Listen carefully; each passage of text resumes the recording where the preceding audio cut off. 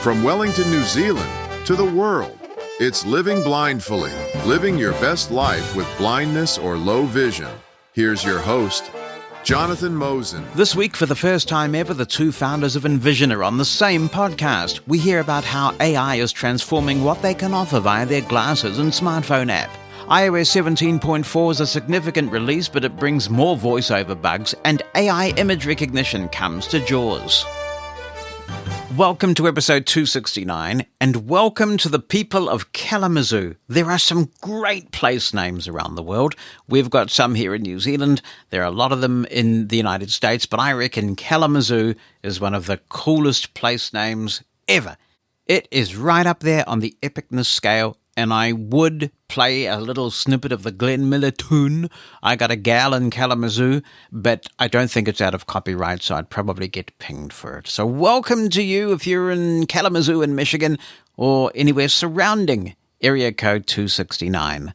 And in terms of country codes, country code 269 belongs to the Comoros, the archipelago of Comoros. There are 3 islands, apparently, and I must confess, geography was not my favourite subject at school, and I haven't heard of the Comoros before.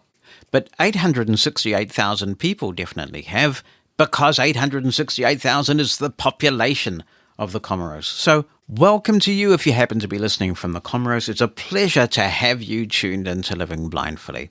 Now, a show note, and as some people like to say, a heads up, we will be doing some extra episodes outside the normal weekday time frame shortly. 3 extra episodes to be precise, because when the transcriptions are done, we are going to be publishing my 3 reviews on the Zoom recorders. I promised you these. You may remember we interviewed Samuel Green from Zoom about these recorders. I've had them in my hands and I've done the reviews, and they are actually already available on the Blind Podmaker feed, but a lot more people, many times more people listen to Living Blindfully compared to that podcast, and I think this is a significant breakthrough, but I thought it might be a little bit of a stretch to devote 3 weeks in a row to the Zoom recorders. So what we're going to do is just keep doing the weekly schedule like we always do, but at some point when the transcriptions are ready, one day after the other, we will publish these 3 extra episodes about the Zoom H6 Essential, the Zoom H4 Essential, and the little Zoom H1 Essential, and they will go out simultaneously for Plus subscribers and those who listen for free. So I hope you enjoy those when they turn up. I think having the transcripts will make a real difference in terms of them being a handy reference as people learn these recorders. And I have no doubt that they are selling like hotcakes in the blind community, because while it's not perfect yet, to have this degree of accessibility is certainly a breakthrough. So thanks to Zoom for all the work that they've done on this. We can make transcripts of Living Blindfully available thanks to the generous sponsorship of Numa Solutions. Numa Solutions, among other things, are the RIM people. If you haven't used Remote Incident Manager yet, you really want to give it a try. It is a fully accessible, screen reader agnostic way to either get or provide remote assistance. It's not only screen reader agnostic, it's multi-platform too. You can use it on your Windows or your Mac machine, and people can assist each other regardless of the platform they're on. These days, not a day goes by that I'm not using RIM, and one of the ways I use it is to either receive or provide technical support from family members. I'm kind of the tech support guy in our family, so I quite often get questions from family members that they want me to solve. It's not realistic to expect them to install a specific screen reader, even the demo. So before RIM came along, I found myself having to try and talk them through what they needed to do. Now I can tell them to go to getrim.app, that's GETRIM.app, install a simple application on their Windows PC, and just by exchanging a code word, I can have a look at what's going on. I can either run the rater on their system, or if you're using NVDA, you don't even have to do that. It's an amazing tool, so do check it out. RIM from Numa Solutions, available now for your PC or your Mac at getrim.app. That's GETRIM.app. It has been a while since we looked at the Envision smart glasses, and you may remember that we produced a comprehensive demo of them that lasted around about 2 hours. But that is ancient history, because a lot has changed with the Envision smart glasses, and indeed the app, because before, when we did this demo, we hadn't quite entered this amazing new era of AI. So it is high time that we caught up with what's happening at Envision. And to be founding Envision, you got to have skill, you got to have a bit of entrepreneurial flair, and you got to be called Karthik. So it's like the Monty Python Bruce's sketch, mind if we call you Karthik to save confusion. So we've got Karthik, Kannan, and Karthik Mahadevan from Envision. Karthik Mahadevan is on my left, Karthik Kannan is on my right. Great to have you both here on Living Blindfully. Thank you so much. Thanks for having us. Thanks, Jonathan. Yeah, it's always exciting to be back on your show. Super excited to be here again. And one really interesting thing to notice is the first time that we're actually recording a podcast together. So KM and me haven't really done like a together podcast before, as far as I remember. So this is a very nice Mosen exclusive. So yeah. I'm really honored that you chose Living Blindfully to do that. This is fun. It might be worth us talking a little bit, for those who don't know it, about the origin story of Envision, since we have you both on the show. It started, I understand, as a master's thesis project, right? You didn't actually have in mind the idea that this would become the commercial entity that it has. Karthik Mahadevan? No, not at all. The whole idea started when I was still a student. I was studying at the Delft University of Technology here in the Netherlands, and it was towards the end of my masters, and I was looking to do a project as my my thesis, and I happened to be back in India for my winter holidays at that time, and at that time I was invited by a school for the blind in India to give a talk about what it means to be a designer, right? And what are the job opportunities students could have in the future. So I was in this room talking to a bunch of tech blind and low vision students, and I was just explaining to them exactly what a designer does. And I told them all that, hey, a designer is just somebody who solves a problem. And if you can design a solution to a problem that you have, all of you here can be a designer. And I remember towards the end of my talk, I asked them a question. I said, hey, if all of you were to become a designer tomorrow, which problems are all of you going to solve? And all the kids in the room that day were like, I want to be more independent, right? I want to be able to go to school on my own. I want to be able to hang out with my friends. I want to be able to just pick up and read a book all by myself. And that is something that really stuck with me, that whole incident and that whole experience, that I came back to the university and I spoke to a professor of mine and I said, hey, this is something I want to do as a thesis, right? This is something I want to explore as a thesis. And in the beginning, that's all it was. It was a research endeavor. So I was just going around and speaking to as many people who are blind or have a low vision, just to understand what is independence for them. Like, what do they mean when they say the word independence? And I understood from our conversations that for a lot of them, independence almost always meant access to information. And because of the fact that we have built this world in a visual way, their inability to access that visual information is the one that is causing them dependencies in their life. So as soon as I got that insight, I was like, hey, this is something I really want to understand how to solve, because it's pretty difficult to change the world. It's pretty difficult to change all the visual information around us into accessible information. You cannot go around putting a braille sticker on everything that's around you. So I started to take a look at how can the technologies of today, like artificial intelligence, image recognition, how can all of these be used to make sense of a visual world as is, and have it be translated in a way that can become accessible to everybody. That's when I called up the other Karthik, who I knew from back in my undergraduation days. We actually happened to be roommates in the dorms there. So I called him up because he was a software engineer and he was doing a lot of stuff around AI. And I said, hey, I want to do this as a thesis. Do you want to perhaps help me out, with the AI stuff that you have been working on? And then, just the two of us started spending our evenings trying to explore what's possible with AI. The very early versions of stuff we did was very fundamental and rudimentary. We did very, naive object recognition to begin with. But then we were able to offer that very early prototypes to a group of users that I had built here. And then based on that feedback, we were able to very iteratively improve.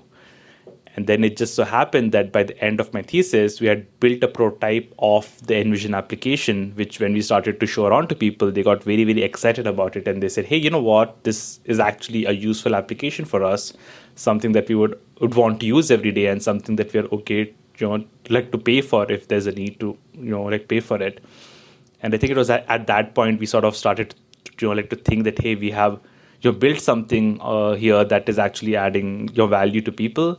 And we need to be, and we need to ensure that this technology can actually be out in the hands of all the blind and low vision users in the world, because that's the intention. So we need to build a business around it that can be sustainable and scalable. And then that's how the transition from a thesis or a project to a startup started to begin. I mean, I remember when we spoke with Karthik, Kannan back in the Blindside days, so the product has steadily evolved. I wanted to ask about the current state of the hardware, because this is something that comes up on social media a little bit. Google's kind of gone lukewarm on its glasses now. What's the future looking like? Are you considering some sort of new hardware for Envision to thrive in the future? Yes, so there are multiple hardware options that's opening up. The whole like wearable devices as a space has been evolving at such a rapid like rate just in the past few months. It's actually very hard to keep up with the announcements that are starting to come out. So we are like betting on the fact that in the near future there'll be a lot of wearable camera devices that will be out there. It will come in all shapes and sizes. It will come in all different tech price points. And we are trying to work towards a future where we can build our software in a way that it can be applied to as many different hardware that's out there as possible.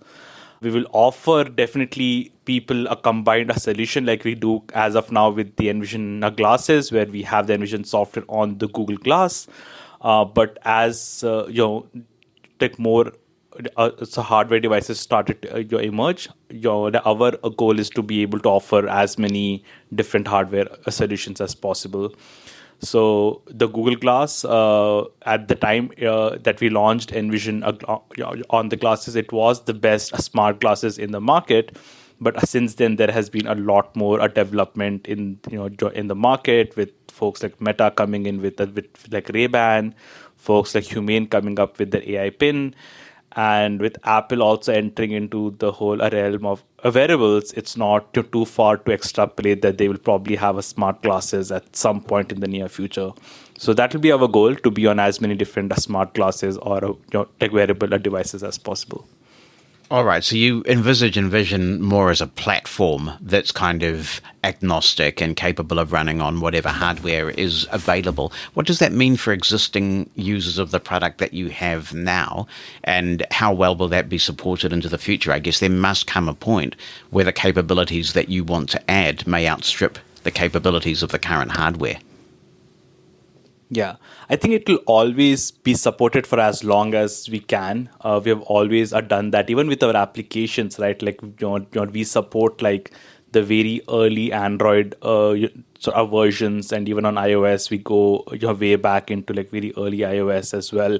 So we do our best to to ensure that our like software is as backward compatible as possible.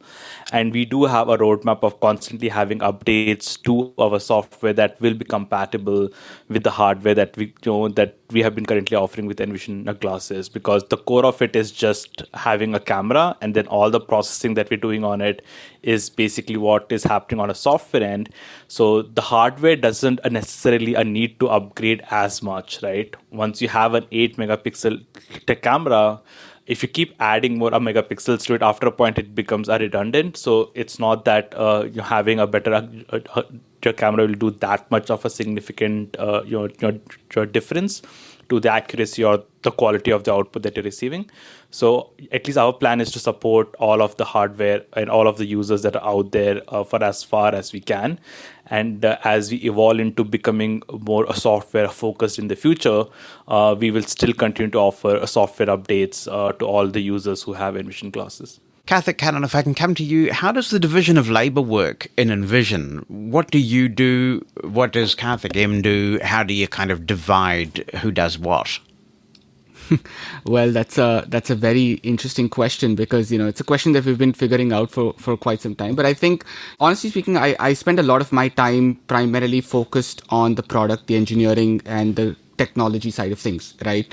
And if I had to put it in a nutshell, I think I spend a lot of my time just thinking about how can we take the advances that we currently have in AI and convert them into products and or convert them into features that benefit people who are blind or low vision, right? And I think KM spends a lot of his time on the general strategy with the investors and just generally making sure that, whatever we build can be put out there and it, can be sold, can make an impact on people, and also, put a lot of time into the design side of things. So initially when we started building Envision, it was primarily, me building or me doing, all writing all the code and him taking over the design, right?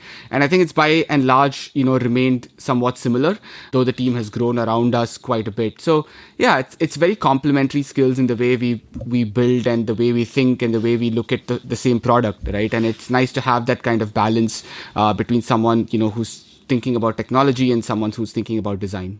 Business is tough, right? And there are difficult decisions that have to be made. Do you still get on well? You're both still talking to each other and good friends? Yeah, I would definitely say so. I think fundamentally it boils down to the fact that we're incredibly aligned on what kind of company we want to build and what kind of product we want to build, right? I think when two people have that kind of an alignment, it becomes very easy to confront issues that come along the way, right? And I also believe that, since we first started out as friends and since Envision started out as a fun thing, it wasn't really meant to be a company by any means. It was, for him, it was a master's thesis. For me, it was a sabbatical from a really bad job. And I just thought, okay, you know what, let me just take this sabbatical building this thing with Karthik, and it just snowballed eventually into a company. So the ethos has always been building something that has an impact for fun. And to be honest, Envision wasn't the first thing that we built together. We had our own student startup together back in college. And even after college, we actually built and launched a bunch of things just for fun. And I think the primary element has always been, the same, and we're kind of aligned on what we want to do. So despite differences, I think we understand each other that, hey, this is ultimately work, and we're kind of, all of the arguments and the disagreements are all in service of building something that has an impact. This is really interesting because I'm sitting here and I had an epiphany.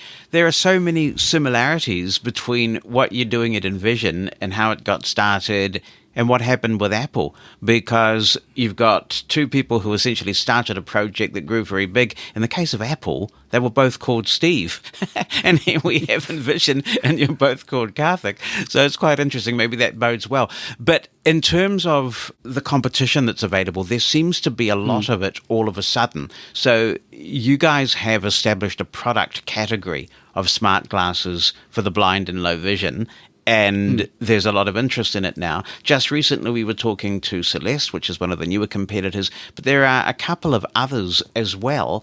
I guess you must feel part flattered, part threatened by that. The market's heating up a bit. Karthik, Mahadevan? I think we're just excited by the fact that the markets are heating up. I remember in our early days, right, like 5 years ago when we were like just starting out, I think we were filled with a lot more uncertainty, and we used to get very anxious about the competition very easily, right? Like if like somebody has a new update out, when somebody has a new like launch of a feature, that used to immediately induce a lot of anxiety amongst the two of us. But I think over the 5 years, we have sort of like seen so many competition so like come and go. I think we now feel very secure about what we are doing. So as long as we are like focused on our vision and we're executing on our vision, we're not really as, I would say, like threatened by competition, because I think that's always a good sign that the opportunity is out there. And I think there's something I always say, that it's not a zero sum game. It's not like a winner take it all kind of a market. We're all trying to do the same thing. Be it folks like Celeste or any of these other companies. I think all of us are in a way on the same side of the battle. All of us are attempting to make the world a bit more accessible, and all of us are doing it in our own a different way. So we don't really get as anxiety or as distracted about the competition now. I think we are way too focused on our own execution of the vision that we have. Totally. And another perspective to add to it is when we first started Envision back in 2016 and 2017, Envision was probably the only one, kind of an app that existed in this space, right? We were doing AI for accessibility, and then Seeing AI was doing it, but Seeing AI was also doing it in a limited way. And then we launched on Android. And then for the longest time, before Lookout came out, Envision was the only such kind of an app out there, which is what, gave it a lot of attention and boost. And I think it's similarly with the glasses as well. There was, just one company doing this before, and then we came, and then we completely, I believe, redefined this space where we thought, hey, where all of a sudden we put AI on these glasses, and you could make video calls and a whole bunch of things with it. And now when the competition's finally caught up to AI, putting AI on glasses and giving people like a menu and being able to scan documents and doing OCR, I think we have moved on to building something that's even bigger than what we've been able to do with the glasses so far. And at this point right now, I think we're completely redefining Envision as a product. We're in the process of doing that. We're going to be showing people a sneak peek of that at CSUN as well. So if you're at CSUN, do drop by our booth.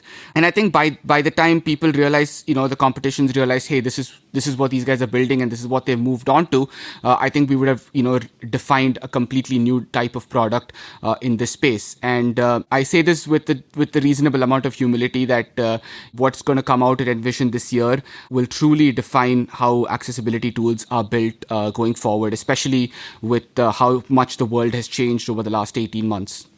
Let's talk about that and what's happened over the last 18 months, because the change in the space has been remarkable. And I know, as somebody who has access to a couple of products that leverage the image technology of ChatGPT, it's quite incredible the amount of information I now have access to and the way that it's presented.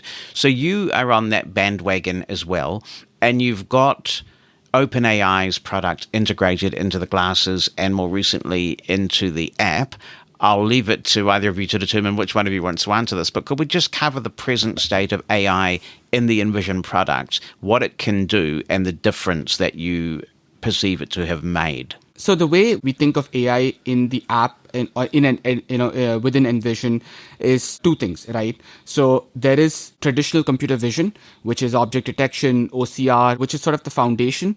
And then you've got the new generative AI tools like, GPT and, the OpenAI's GPT Vision and so on, right? So these are two different types of AIs that we use within the Envision platform today. So both on the glasses and the app. And a lot of people believe that, using just a ChatGPT API or, GPT Vision is probably going to solve all, problems. Whereas what we believe is we take the best of what is available in traditional computer vision and complement that with generative AI wherever possible. So when you, for example, take the scan text feature on the Envision glasses, right? It uses an image segmentation model. To get a little technical, it uses like a document scanning AI to help you go ahead and scan a document first. Now that is just traditional computer vision that runs entirely on device, can run real time. And once a user scans a document, we use OCR, which is also using just traditional computer vision tools and just a lot of data going into building like the best possible OCR. And once both of these things are done, we then pass that on to a large language model, in this case, OpenAI's GPT. And if people want to ask questions based on the text they scanned, they could use that. So we have a very hybrid approach to using AI, and this is reflective of like all different types of all the AI features on the Envision glasses and the Envision app. And what I'm most excited about and where the future is probably heading is we're going to see a lot of these large language models eventually be small enough to run on the edge devices like a phone or a laptop or the glasses even. And the next generation of smart glasses are definitely going to be capable of running these powerful AIs. And when that happens, I think we'll be able to build something that can work really fast, completely offline. And that's also sort of where Envision is heading off as a company as well. There's a lot of anticipation about what Apple is going to be doing in iOS 18 and the idea that there will be a large language model actually on device, which is very consistent with the way that Apple operates. They're very privacy focused. We may all need new phones to really leverage that because that takes a lot of processor power. But it is interesting, and I think the holy grail in this space will be when we get to the point that you can be wearing a pair of smart glasses, walking around and getting real-time description about things that are happening around you rather than taking a snapshot in time. Yeah, totally. I'd say we're about 18 months away from that kind of technology.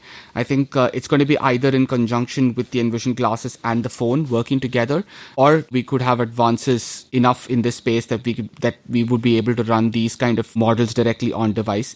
And I think the open source space is definitely going to come in and make a huge difference in there. And Envision is heavily using open source in our own products, both because we believe that open source is on par with closed source AI and also helps us deliver the kind of value that we do at scale for a lot of people for free on the Envision app, for example. How does what you're offering compare with Be My AI, which I think has reached a lot of people? And obviously with the app, your app is free, their app is free. So I guess it's not so much a competitive thing, but then you've got the glasses, which is really your value proposition. But can you talk a little bit about how those two offerings contrast with one another? As of now, the things that we do is we have this feature called Ask Envision. And this Ask Envision is a feature that's basically embedded inside of different features, right? So it's not like a singular feature. You sort of embed it in different places within the app. For example, like one thing that is really popular is Ask Envision within Scan Text, where people are first able to take a picture of something. We do a very accurate OCR of it. And after that, they can ask a question of a document. And this is a differentiator because the one thing that OpenAI's a GPT model really struggles with is with hallucinations, especially when it comes to text, right? So if you do ask it to scan a document and you ask it a question of what's on a document, very often it hallucinates the contents of the document. It does pretty good with just a description of images and objects, but when it comes to text, the hallucinations are still very, very high. They've decreased it a lot, but it's still frequent enough that it's not entirely reliable. So the Envision's approach to this is we first scan a text, we do the OCR, which is very, very accurate, and then we ask the GPT to only look for answer within the piece of scanned text, so that there is a very high level of reliability in the answers that you get from Ask Envision. Then there is also Ask Envision within a described scene. And over there, what we do is as soon as you take an image, the very first thing that we offer you is a short, sort of all text size, a description of exactly what's in your front of you. So we don't start off with like a heavy, big description of everything. We sort of start off with like a smallest description. And then you can straight away jump into asking a question about it immediately. So that's the approach that we are taking, which is currently a bit different from anybody else who is also including a GPT in their applications. But I think what KK alluded to, that the next step that we are sort of attempting with Envision, I think that's where the major differentiation is going to come into, and that's what we're super excited about announcing at CSUN. Just to iterate, on the point that KM made here, one of the things that I think a lot of people who currently use Be My Eyes, for example, is that they would like to import a document and then read it. And, say, for example, it reads only the first page of the text for you, or it's not something that you can read text and save it inside locally within the app and so on. Whereas with the Ask Envision feature on the Envision app, especially when it comes to scanning text, you can import a PDF, an EPUB, Word file, HTML file, a text file. You could pretty much, take any, I would say file format that's out there. No matter what the size is, no matter what the language of the text is, you'd be able to import that directly into the Envision app. You can go ahead and scan it, get that OCR or the text of the entire document. And you can also ask questions very similar to what you're able to do with some of the other apps right there. Even with something like, Seeing AI, for example, what tends to happen is people are able to scan maybe one or two documents with their scanning feature and be able to ask questions only of the document where they scanned. Whereas what we see a lot of people tend to do with the Envision app is, for example, they have a textbook they want to read. They can just dump a 500-page PDF textbook and then just ask questions, like say, for example, summarize the first chapter for me, or they're reading a contract or another type of a document. They can just import that directly into the Envision app and be able to read it. So just being able to read a document with n number of pages and being able to ask questions and get it summarized is something that's a very big differentiator between the apps that use GPT for in this like Be My Eyes or Seeing AI versus what we're doing.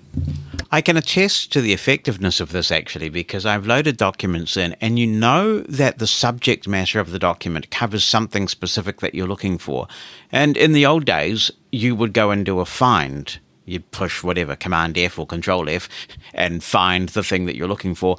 But sometimes you're not sure about the terminology that's been used to define the concept that is in the document somewhere. And this is where the Ask Envision feature takes care of that, because you can ask a very general question and you don't have to know the language, the terminology in the document.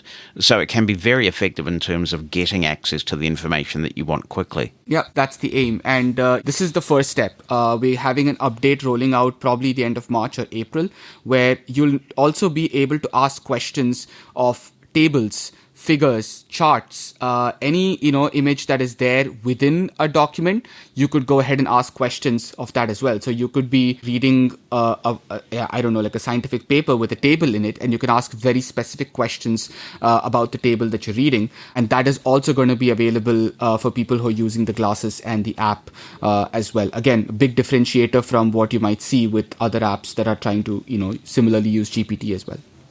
That's really interesting, because I work with a lot of financial data in my day job, and I can read tables with my screen reader just fine. There's no problem there if the table is well designed. But I think I'm more of a narrative kind of person. And so if that information were presented in a narrative form, for me, it's more likely to resonate and stay fresh in my mind. So that's a really interesting thing. I guess you guys are constantly evaluating large language models. Recently, I've taken to using a computer to pass the same picture through OpenAI and also through Gemini, which is Google's offering. And the differences in descriptions are quite interesting. I guess the way that I would summarize it right now, and this is being recorded in the middle of February because things can change so quickly, but the way that I would summarize it right now is that the OpenAI descriptions tend to be a bit more flowery, a bit more verbose, whereas the descriptions on Gemini are a bit more factual, a little cleaner, and maybe as a result they don't give you the detail. So do you constantly evaluate the state of these various LLMs and which one will suit your purposes best? Yeah, definitely. I think we spend a lot of time. So internally we have like an AI channel, and I think that's like that blows up, like 5-6 times every day. We're constantly looking at new models, and at some point it got a little too much because we kept getting really excited about every single advance that was happening in both proprietary AI and the open source world. And so now what we do is we just collect all those links and models and then spend an hour or two every week on Friday just going through them and testing them for its effectiveness. And we've also built a lot of internal data sets that will help us check or benchmark these new models and these new changes that are happening to these new models against actual real world data, because these models tend to really have inflated evaluation benchmarks and so on and so forth. So yes, we're constantly in touch with a lot of people in all these major companies. We've been in touch with folks who are building Llama, Gemini, even OpenAI as well. They are very actively contributing and using open source AI inside Envision's own apps in glasses. So we are very much in sync with everything, and I do agree with you. Like, I do see a lot of like a big difference in the way, for example, a Gemini gives a description, and even Gemini Pro and Ultra have very different descriptions for the same image than you might see with OpenAI. And there is also a big difference between what I get from the ChatGPT interface and then the GPT-4 description as well, the API description that I get. So yeah, that's the reason why we built over a period of time an internal data set, and we just run these models against those data sets and just benchmark them. And I think KM and the design team also have a way of working with these models as well, right? As I understand it, you've gone all in on text descriptions, so you can take a picture of a document, you can do some really impressive things with that. But I don't think you've integrated AI, at least in the app, with scene descriptions. Is that correct? And if so, is there a deliberate decision that you've taken there? It's coming. Okay. So we wanted to start with using Ask Envision for scanning documents, for documents first, because that was a big ask from a lot of people. And with adding the same feature over to Describe Scene, we're definitely working on it. We currently have a private beta as we speak, and it's going to be out as well. So what essentially people could do now is, when they hit the Describe Scene button, they can either ask for a concise description or a detailed description. And once they get a description, they can just go ahead and ask back and forth questions. And yes, it is faster than the ChatGPT app. All right, that'll be interesting to see. Hallucinations. I mean, I love this stuff and the difference that it's made. I've gone through holiday snaps that I've taken years ago and got descriptions that are just incredible. And because I was there, I can pretty much validate that what it's saying is true. I have also taken pictures of other things like a remote control, and ChatGPT has told me that I'm using a completely different remote control from the one I actually am. This really troubles me as a blind person about when I can trust this stuff and when I can't. And as a totally blind person, I really have no idea. So it's important to be somewhat skeptical about the information I'm getting back. And as producers, that must be of real concern to you both. No, I think that is definitely sort of like one of like the cons that is a part of all the pros that is coming in with the technology is the aspect of hallucinations, and it is something that we definitely take very seriously. I think like the very first thing to do is just to spread awareness of it, so that we let people know that, hey, at the end of the day, it is still an AI doing the recognition for you, and even though it's becoming more and more accurate, still sort of out verify or like the stuff that it says, because there is still the issue of hallucination. I remember that is something that's being constantly sort of worked on, so it is decreasing a lot. I remember just 6 months ago when we were doing a lot of tests with OpenAI's GPT, the hallucinations were incredibly annoying and frequent. But now the hallucinations are gone down to a significant rate as far as at least the objects are concerned, right? I think earlier, days it will sort of hallucinate objects that are, like not there. So if you take a picture of a living room, for some reason it'll always add a clock on the wall of a living room because it always hallucinates there being a clock in the living room. So I think at least as far as the objects part is concerned, the hallucinations are significantly decreased, but there's still a lot of hallucinations that is there when it comes to text, and that's why then the approach that Envision is taking is sort of using it in addition to scan text, so that the OCR can always verify whether the information in the text is actually right or not. But then in addition to that, the hallucination is a technical problem. So there is a lot of like progress that's happening from a technical standpoint, where people are developing stuff like RAG to sort of ground the answers that you get from like these LLMs. Maybe so KK can talk a bit more from a technical standpoint how he's tackling the hallucinations. One of the things we do, Karthik mentioned earlier as well, we try to ground the results. I think the big silver bullet that the industry is kind of chasing right now is how can we ground the results that we get. For example, when we use Describe Scene, right now we use our we don't use OpenAI's Describe Scene, for example, the GPT Vision feature on the app. We use our own fine-tuned open source AI that we've been using on the app. And the reason for that is we wanted to try a slightly different type of an approach where when this particular AI gives us a caption. We try to force the AI to exactly pinpoint in the image as to where that particular object they're talking about is. So if it says that looks like there is a laptop on a table, this particular model literally, we ask it saying, okay, draw a box around the, table, draw a box around the laptop, right? And in that way, this particular variant of model where you ask it a question and then you force it to draw boxes around the objects in the image actually helps reduce hallucinations a lot. And it is quite rumored that the next version of large, visual, language models, that OpenAI and Gemini and Llama 3 that is coming out by Meta, all of them are going to use a similar technique in order to ground the results they get more in reality. Right. Of course, this doesn't solve all the problems. This is very cutting edge AI that can still make mistakes, that can still hallucinate objects and draw boxes around it that is not there.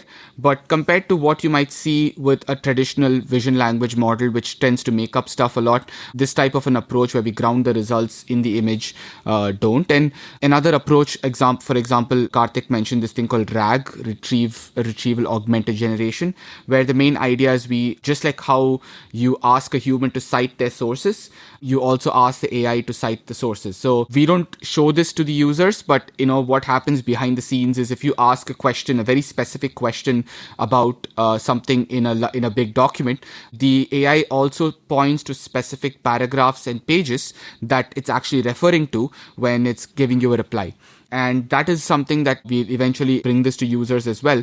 And they can go ahead and check how accurate the response is compared to what the large language model is saying.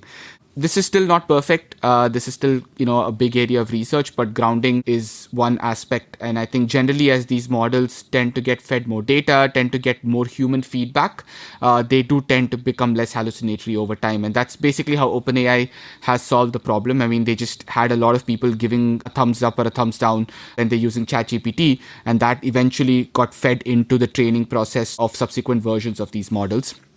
And that's also another approach the industry is taking, but that's an approach that requires a lot of users to kind of participate in at once. And that's something that only companies like OpenAI or Google will be able to do. Whereas this is something the open source, the whole grounding, idea is what the open source world is tackling as well. Yeah.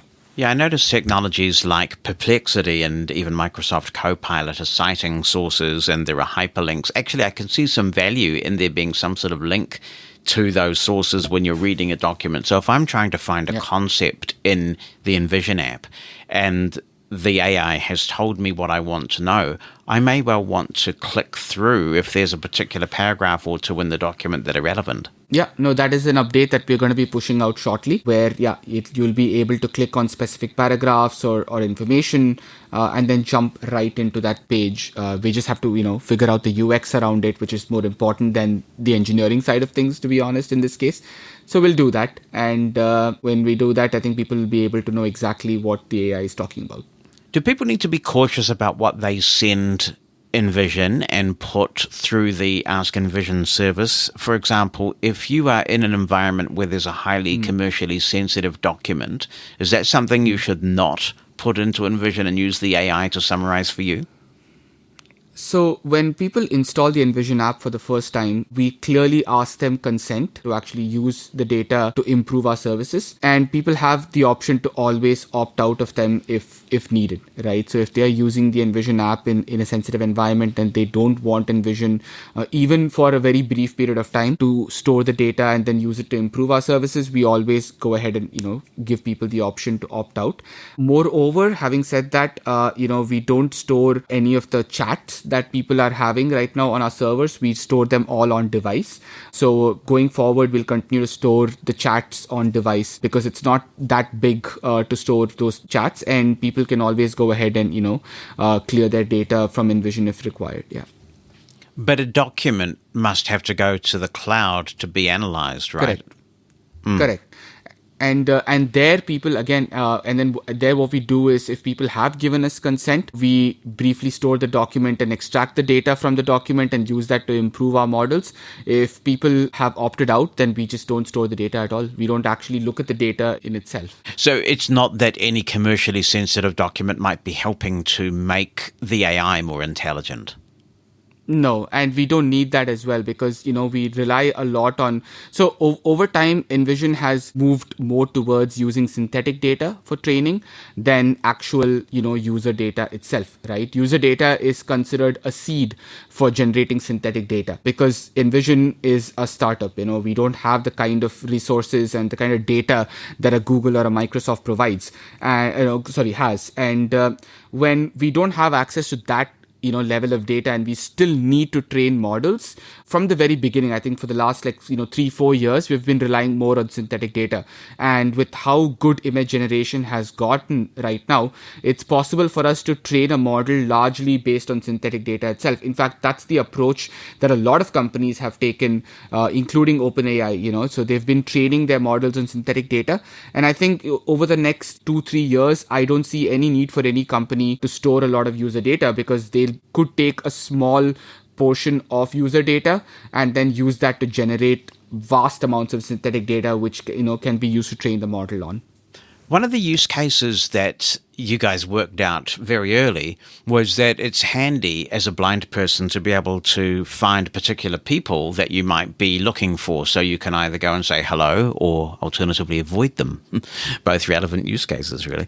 But there's been a bit of controversy in the AI community about this. And we got a lot of feedback. I think it was mid last year when people got their hands on Be My AI. And for a brief period there, you were getting messages back when you took a picture involving a person that said this person's face has been obscured for privacy reasons. And I think what the community struggles with is there's a difference between just describing someone's facial features in general and actually identifying them by name, because that obviously requires some sort of facial recognition and facial matching and would be consensual and would have to require opt-in.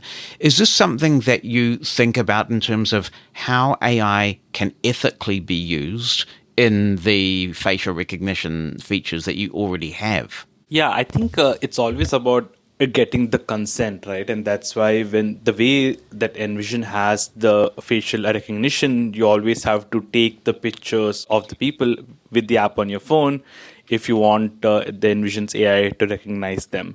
That's why we don't allow people to just upload images or do stuff like that and have the the faces you're trained. So that is a safety, a measure to make sure that you are actually doing it with the consent of the people whose faces are being trained. And even in that case, the stuff that is stored in order to do the training is never really the images or the faces of people. It's more abstract, a data that's more a metadata of the facial features that's being stored. And that's mainly what we do the facial recognition aspect on. I think the whole issue that happened with OpenAI, where they just stopped recognizing faces, I think it had a more to do with them just the collecting images of every face. And because the way OpenAI operates is a bit of a black box, because it's very, very unclear as to what OpenAI is doing with these images once it's been collected. I think that's what sort of causes a bit more of a concern, because people at that point didn't want their faces to end up in a different, sort of training a data online. So I think it is definitely something to think through a bit. Then that's why the approach that Envision always have is just always ask for consent. Always you have like opt in sort of as a measure instead of asking people to opt out. So I think those are a few things that we do. But yeah, these are definitely stuff that we will encounter a lot more of, I believe, as this AI becomes a lot more prevalent in our everyday life. So we've talked a lot about the philosophy of AI, and along the way, we've covered some of the features that have been added to Envision or that are coming. I'm really keen to just dig deeper into this and find out about if there are any other features that you think are of note that have been added recently, or things that are coming that you're going to be profiling at CSUN that you can tell us about. Yeah, I think we would definitely want to hint a bit at this new experiment that we're doing, and that's like really what we have been excited about, actually for a while, is we've been sort of like rethinking the whole Envision application, sort of like for a while, just zooming out and understanding exactly what it is that Envision is trying to do. And we had a few observations, right? Like we observed that Envision has evolved into this application, which basically has a series of different features and your functionality. There's instant text, scan text, there's like find objects, find people. So it sort of has like a linear, like menu of different features, and people just have to pick from the menu which function they want to open, and that's basically the interaction that is there in not just the Envisions app, but any app out there that is doing this kind of a visual recognition stuff for accessibility. So that has been like the default interface for a while across all of these apps, like you're seeing AI or Lookout or anyone else who's doing this. So what we have been thinking through is sort of reimagining exactly what the goal is, and the goal as we see it has always been offering people access to information in the easiest way possible, in the fastest time that is possible. That's actually the thing that we're optimizing for. And maybe the interface that we have as of now is not the most ideal interface for that, where you need to open your phone, unlock it, open the app, then look for the feature that you want, and then actually have that do the task for you. What we are trying to now evolve into is a bit more to go from just being an application to being an assistant that you can just interact with and just straight away have the answers to stuff that you're looking for spoken out to you. It basically is built around like three core like principles that we're trying to adapt as we are going to start experimenting building this assistant. The first core principle is that we want this assistant to be a conversational one, where we do want to abstract away all the AI, all the processing, all the technology that we spoke about into the background. And we want to just offer people a clean, simple conversational interface, where you simply ask a question, and then we figure out which AI model that we need to invoke to offer you the answer to that question, and we do that and we offer you the answer to that. For example, if you walk into a cafe, you can simply ask what they say on the blackboard, and then what Envision will do is it will like take an image, it will do like a segmentation, it will do like a cropping of the blackboard, and then do an OCR on it and just speak out the output. But it can also go a step ahead, where you can just simply start with asking how much is the cappuccino, and then Envision will again do a similar tech process, but this time just look for the answer to a question that you're asking.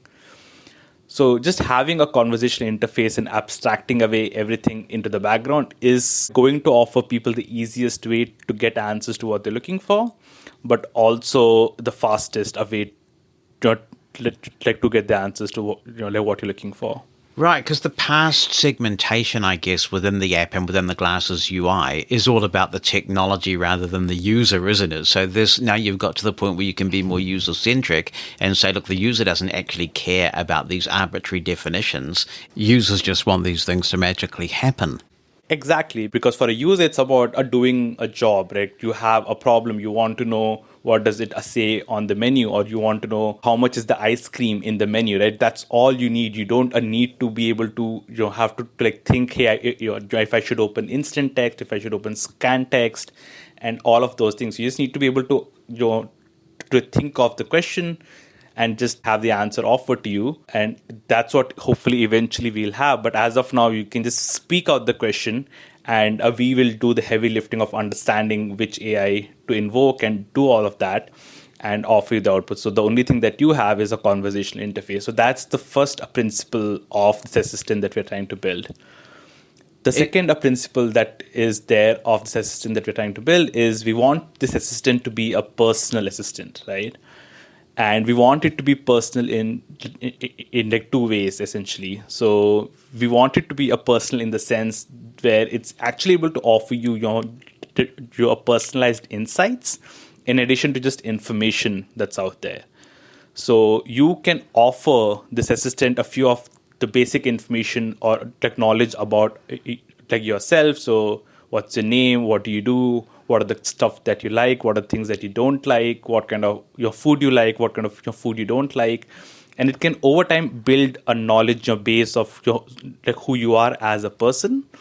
And then when it offers you answers, it will incorporate those stuff about you in the answers that it offers you. Okay, this has really piqued my interest. So I've got to interrupt you there because this is very interesting. Yeah. I eat strictly keto, very low carb, and sometimes going into a restaurant or a cafe, it can be quite difficult to explain to someone who doesn't understand what keto means that I only want to be told about the keto options. So this is very exciting to me because the AI definitely knows what keto is. I mean, all the large language models understand what foods are keto and what foods are not. So if that preference can be recorded somewhere so that when let's go back to that cafe analogy, and I walk into the cafe, I don't want to be told about the ice cream and the cake and all the things that are going to take me out of ketosis. I just want to be told what items are on that menu that suit my eating style. So this sounds very exciting. Yeah, exactly. And then it's offering you actually a personalized information, right? So instead of just doing the OCR and picking out everything that's on the menu, you can actually speak out stuff that you actually have a preference for. So that's the personalized aspect that we are building, and eventually we want it to grow. So eventually, the more information that you offer it, the more personalized it can actually make the output. But the second aspect of making a personal assistant is that we also want to offer the assistant a personality, right? Where you're not just talking to a TTS or like a machine.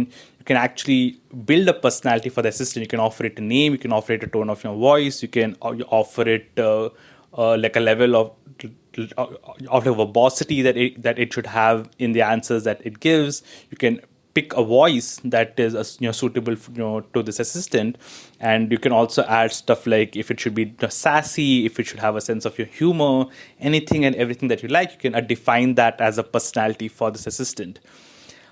For example, the assistant that I have right now in my beta actually has a personality of Alfred from the Batman comics.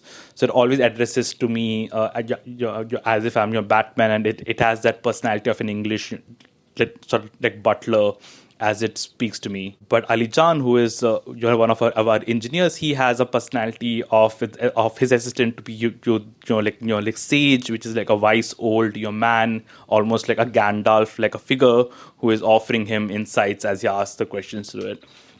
So that's the the other element that we're adding to it, where we do want to make these interactions a lot more enjoyable. We want to make these interactions to be a bit more personal, so it feels like you're actually interacting and building a relationship with this assistant over time, instead of just having to talk to a machine and just have the answers being offered to you.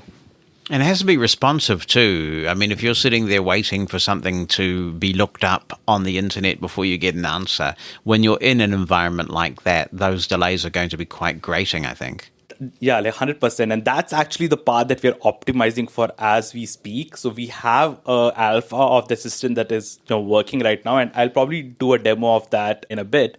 But the thing that we're working on is sort of increasing the speed. And we had actually an incredible sort of a breakthrough on that front today, where our engineers have been able to crack a way to increase the the speed of responses significantly. I think KK, correct me if I'm right, but I think we got a response back now in under 200 milliseconds. That's what we're able to do right now. Wow. Okay. Yeah, that's 200 milliseconds. That's from asking a question to us picking the right tool to answer that question, to get you the answers, and then actually giving you a response, so that by the time you're done with your question fully, there is an answer waiting for you, and you can just have a back and forth conversation like how you and I are having. So yes, sub 200 milliseconds is the holy grail at Envision right now, and we've been able to hit that number, and we just will be able to consistently hit that number no matter whether you ask it a question via text or you give it an input, give it an image as an input, and very soon you'll also be able to record short videos with the Envision glasses, the Envision app, or the Envision Assistant, and have it also interpret videos for you. So that's also something that we'll have with the Assistant when it's coming out. The principle of this assistant is going to be that it's going to be a ubiquitous assistant, which means that it will be available to you across all of your devices. So this assistant will live on your phone, on your laptop, on the web, everywhere, and even on all of like smart glasses that are going to be out there. We want this assistant to be be available to you. So that's a thing that we're also going to be putting your efforts on from the day one, to ensure that this is a device agnostic ubiquitous assistant, so you don't have sort of ever have to be without assistant, and it's not going to be something that's going to be that's going to be confined by your hardware. That's something that we are putting efforts on from the day one. Right, so does this mean that there's going to be a Windows Envision app? 100%. When do we get Windows, that? Mac, hopefully in the month of April, at least a V1 of it. So it's going to be, so we're initially going to start this off as a browser extension. So you can have it installed on your Chrome, Safari, Firefox. So that lives on the web. And then we'll also roll out a Windows version that will work across Windows, Mac, Linux. So yeah. Very soon. Once we get the once we get the browser extension, then that means that you would be able to take a document, say a Microsoft Word document, I presume, and anything else, and put it through the Envision browser extension and ask all the same questions that we currently can do with documents in the Envision library. Am I understanding that right? That is one of the things that it's going to do. It can also summarize entire web pages for you. It can also help you navigate across web pages as well, because I know sometimes when you go on a particular website, it's kind of annoying because it breaks your screen reader, and you could basically ask for a summary of a web page. And if you want to navigate to a particular button, or like a login button, or if you want to know what a particular element on a web page is, if it doesn't have alt text or if it's not accessible, then the assistant can just be summoned, and you can have the assistant basically guide you through accessing a web page. And eventually you'll also be able to fill out forms, because who likes to do that on the internet anyway? You could just have the Envision app or the Envision extension suggest options and fill out forms for you if it's inaccessible. So yes, a lot of that is what's going to be happening on the web as well. When you first started rolling out some of the AI features, I think I'm right in saying they were glasses specific. And I thought to myself, I completely understand that, because there's a lot of development time that must have gone into making them happen. But in recent times, there's a lot of goodness that is coming into the Envision app, which is now free to the user. I'm interested in the business case for that. Are you hoping essentially that people will just love what you're doing in the app and now the browser extension so much that they will say, look, I want this hands-free, and therefore you're happy for this technology to be essentially a loss leader for the glasses? Is that how it works? That is an aspect that we'll have to constantly evolve the business model around as we evolve. So as of now, that is the business model where we are making our revenues from the glasses, which is a paid device, and the application is something that we're offering for free. And that's also a reason why every big AI development is sort of like hitting the glasses first, because there is a cost attached to it. So we can offer stuff without incurring huge API on the glasses first.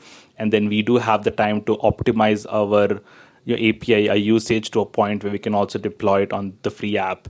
So our goal is to be able to offer our solutions to as many people as possible. So accessibility is key, and of course, when it's a free app, the accessibility is the highest. So the business model has to constantly evolve as the landscape is going to continue to evolve. So as of now, the business model is to make a revenue from the wearables that we sell. But eventually, as we do go towards more of a device agnostic pathway, we will have to also be more creative about the business model that we adopt at that point. And can we talk about the price of the glasses? Because I believe there has now been a subscription model introduced, at least for some markets. I'm not sure if that is global. What's pricing like for the glasses right now? The glasses start retailing at $1,899 US. That is the price point it starts at, and it goes all the way up to $3,500 US dollars. We have like the home edition of the Envision glasses, which is the one that is the most purchased, which is retailing at $2,499 US dollars. We are experimenting with a subscription edition for the US market at the moment. It is a pilot that we're doing with the help of a company that is like facilitating the subscription like a payments for the hardware. So it is an experiment that we're doing to see if that is a business model that could make the glasses accessible to even like more people. So yeah, we are sort of still like analyzing and just seeing if like subscription like model is something that will be able to help us achieve that. And people can check the Envision website for further details on all of that. And of course, you're available for iOS and Android, so you can download the apps there and have a play. It is free to do that. And soon you'll be able to do the same with the browser extension. Now, Karthik M., you tantalized us and said we might have the chance of hearing a demo of the new assistant. Can you do that? Cool. So in my your hand here, I have a menu from a restaurant that I went to recently. It is a German restaurant, so the menu is in a German. I'm going to quickly take a picture of this with my app, and I'm going to ask Alfred, who is the assistant that I that I have, to like make me a recommendation. Hey Alfred, can you recommend me what I should eat? So Alfred is gonna have a bit of a think. This is still the pre-optimization alpha that we have. So in this one, the processing time is still a bit, but it's improved in the next version. Mm-hmm. Master Karthik, as you are looking to increase your protein intake while reducing sugars, I might suggest opting for a salad with a lean protein source. The Palo Salat, #26, which includes chicken breast, would be a suitable choice. It should align with your nutritional preferences for higher protein and lower sugar. Pair it with the house-made dressing as indicated for potentially less added sugar than commercial dressings. Enjoy your meal, sir. That's pretty impressive. Yeah. So if you were able to like teach your assistant, that you're following like the keto as a diet, then it will take that into account and it will offer you recommendations on the basis of that. So that is actually what we're trying to build. And we will be starting to hand out invites to a beta at CSUN. So do come to our booth and find us if you do want access to a private beta, so that we can also offer you your own assistant as quickly as possible. Now, did you say that was originally in German, that restaurant menu? Yes, it was. And it automatically is doing a translation and just speaking out to me the content. So I don't even have to ask it for doing a translation. It automatically is able to do that on its own. So that's pretty cool. If you're doing a lot of traveling and you're not fluent in the language, I can honestly say, ich verstehe nur ein bisschen Deutsch. So if I'm in Germany, I can probably order a little bit, but not very much. So that's also very impressive that it's doing that translation for you as well. Exactly. Hey, thank you both very much for coming on the podcast. I've really enjoyed catching up with what you are up to, and I'm looking forward to what happens next. Yep. Thank you so much, Yes, Jonathan. And super happy to be here on the podcast. And we've got a lot of great stuff planned and a lot of great stuff that we're looking to showcase at CSUN. We're also doing a couple of talks about the assistant itself. I'm more than excited to get all of the stuff that we spoke about today into your hands so you could take them for a spin. Living Blindfully is brought to you in part by Turtleback. They've been working with our community for decades now, and they understand our requirements when it comes to leather cases for the devices that we use. They need to be durable, protective, and most of all, functional. You can be confident that when you buy a leather case or accessory from Turtleback, you're buying quality. Visit turtlebacklv.com today to find out more. And be sure to use the coupon code LB12, that's LB for Living Blindfully, and the number 12 for 12% off your order at checkout. Or you can phone their friendly team. The number is 855-915-0005. That's 855-915-0005. And if you're attending CSUN, stop by their booth, which is 1014. Say hi and feel the quality for yourself. Make the most of your device by putting it in a Turtleback case. turtlebacklv.com. And don't forget that coupon code LB12. Some interesting tech developments to talk about this week. Apple has released iOS 17.4 officially. This is the operating system that powers all iPhones. And depending on where you are in the world, it's quite a significant change. Because of legislative changes in the EU that are trying to make sure that things are more open, this legislation is called the Digital Markets Act. Apple has got a different experience in Europe compared to the rest of the world. In Europe, they're having to allow alternative app stores and side loading. You remember the old days of phones where you used to be able to just download an app from somewhere and copy it onto your phone. Now, in some ways that was simple, in others it was complicated because you'd have to go scrambling around the web trying to find an app that you wanted and going through the install process. The one-stop shop approach of the App Store is quite consumer-friendly, but it's also potentially anti-competitive. Apple determines what apps will be allowed to go into the store. They keep their markup. They take advantage of the fact that not only are they a provider of this app store, but they're also a competitor with a number of the apps that are in the app store. So it can be a bit dodgy. Spotify's been fighting this battle particularly hard with Apple, and you may have read in the tech press over the last week that Apple has been hit with a €2 billion fine. €2 billion almost, for their antics towards Spotify, and Apple says, well, we're going to appeal that. We don't think that's fair. Also, if you're in the EU and you're a parent, you should know that there is now an option in Screen Time which restricts your kids from being able to use alternative marketplaces. So you might want to be aware of that if you do look after iPhones on behalf of youngsters. Also in the EU, there's a pretty significant change as well relating to browsers. You may not know this, but when you use Safari or Chrome or Brave or whatever you choose to use on iOS, it's actually really the same browser engine. The thing that's different is the user interface. And obviously it might sync your favorites and your bookmarks and all those things with the browser that you use on your desktop, and that has value. But the actual browser engine is the same no matter what browser you use, because Apple says it should be so. Now in the EU, it's possible for browser developers to deploy different engines entirely, which means that at least in the EU, the experience that you get on different browsers could be radically different.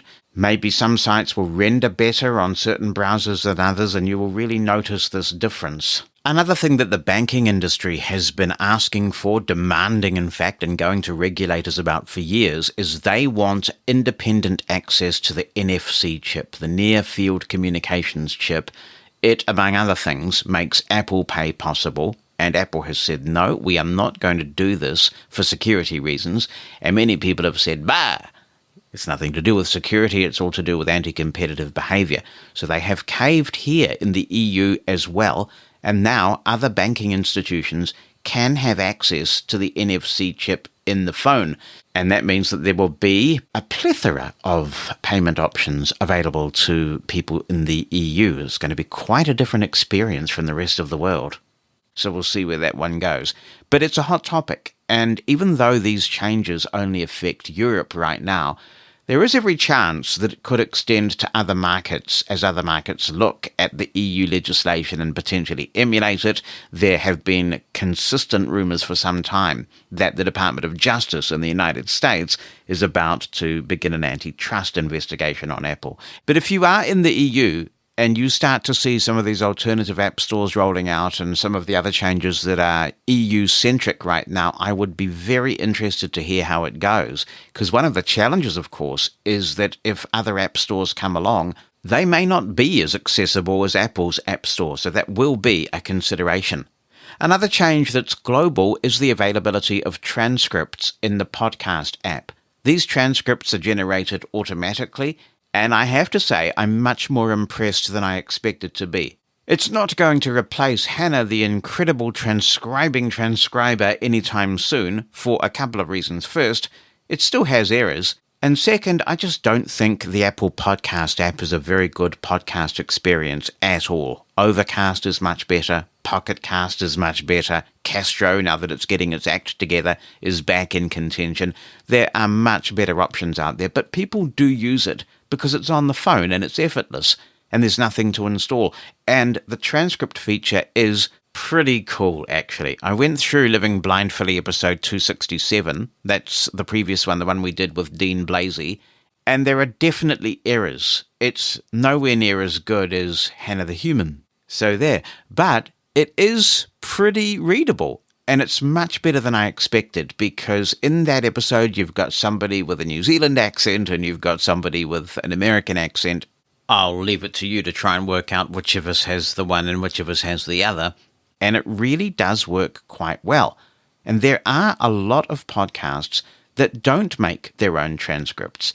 And as long as the audio quality is good, I suspect this will open up a lot of podcast content to deaf-blind people who couldn't access it before. And although I don't like the app, I might actually try some news podcasts that I subscribe to, where reading it with the text-to-speech cranked up like I have it would be far quicker than listening to the episodes, even I think sped up a little bit. So this is a very intriguing feature. And if you're checking out transcripts in iOS 17.4 in Apple's podcast app, let me know what you think and whether it's a valuable feature. Is it so valuable to you that you would even consider jettisoning a superior podcast app just because the transcripts are such a game changer? It'll be interesting to see what impact this has. Also, good news from the Name That Tune department, because songs that you've identified when you use a music recognition service can now be added to Apple Music playlists, the Apple Music library, and also Apple Music Classical. It's a small thing, but one thing I really like is that the stopwatch is now a live activity. So you can start the stopwatch, go to your home screen and get on with your life, and then you can just check the dynamic island and you will see that as a live activity. If you don't have a phone that uses the dynamic island, then it appears in the lock screen as well. There are a range of security updates, which means that it's always good to update from that perspective. And there seem to be some new voiceover bugs. Sadly, iOS 17 seems to be getting worse for me and not better. There are a number of long-standing bugs that I've had. Some of them I've mentioned here before and some of them I haven't. One of them that's really impactful for me, and it may just be something to do with made-for-iPhone hearing aids or even my made-for-iPhone hearing aids, my particular brand, but I have found that audio ducking has become extremely unreliable. So I used to put my phone on charge, wander around the house doing chores and listening to podcasts using my made-for-iPhone hearing aids. And I would get a notification, such as a breaking news alert or an email, and I'd hear it, and then the audio would duck back up again. What I'm often finding, and it's not consistent and I can't find a pattern to it, is that sometimes after I've heard that notification, the audio does not duck back up again. So the audio is very quiet. And when it gets into this state, if I hear another notification come through, I hear the alert tone, but VoiceOver doesn't speak the notification. So it's a really annoying bug. And the only way to fix it is to go back to the phone and perform a 2-finger single tap.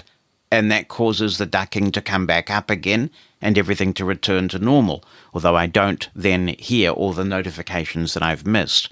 Continuous reading for me in iOS 17 continues to be horrible. Sometimes when it crosses paragraph breaks or when a notification comes through, it just stops and it's really unreliable. It's basically unusable in my view, trying to do continuous reading, and that's a shame. It's a feature that I use a lot, or I would if it behaved itself.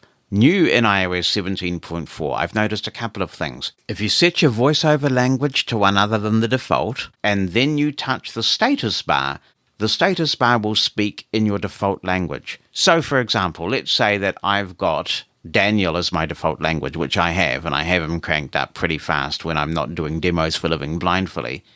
But I change, for whatever reason, for a while to Eloquence. When I touch the status bar, I hear the status in Daniel's voice. It's a most bizarre thing. I don't think it's deliberate. I can't think of why this is a feature. It does seem like a bug to me. One thing that is definitely a bug is, for me, in email, the misspelled word rotor has now gone. You can rotate to your heart's content, and you can't get to the misspelled words to check your spelling before you send an email. That is a pretty significant one there. And Apple, while you're in there fixing the misspelled word rotor in the email, please fix the audio destination rotor issue, which has gone on for years now. This is where you can have audio destination enabled in rotor settings, and it just doesn't show up. It shows up at random. Somehow there's some weird focus bug with the rotor, and you flick up and you find that magically you've engaged with this rotor option that doesn't appear on the rotor itself.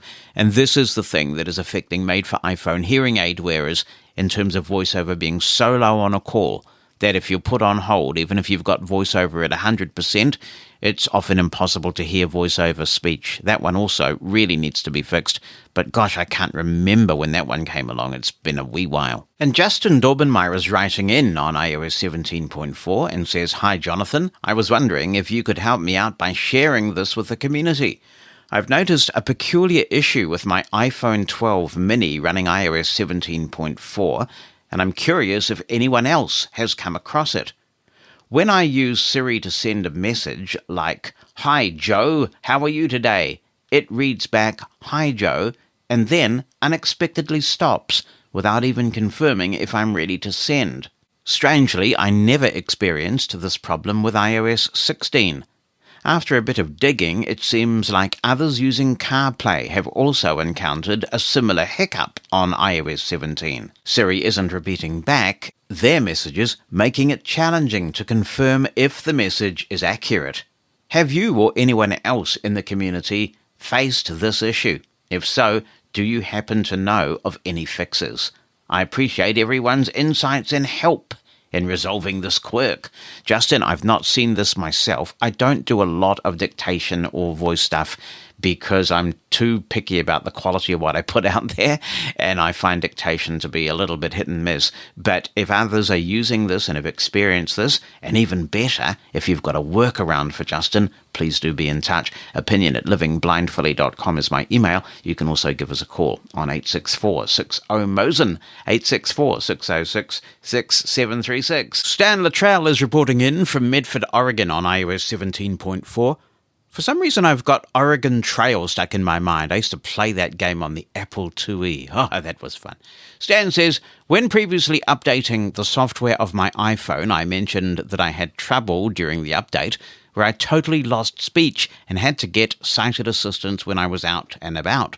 When updating to 17.4, it happened again, but it wasn't quite as bad.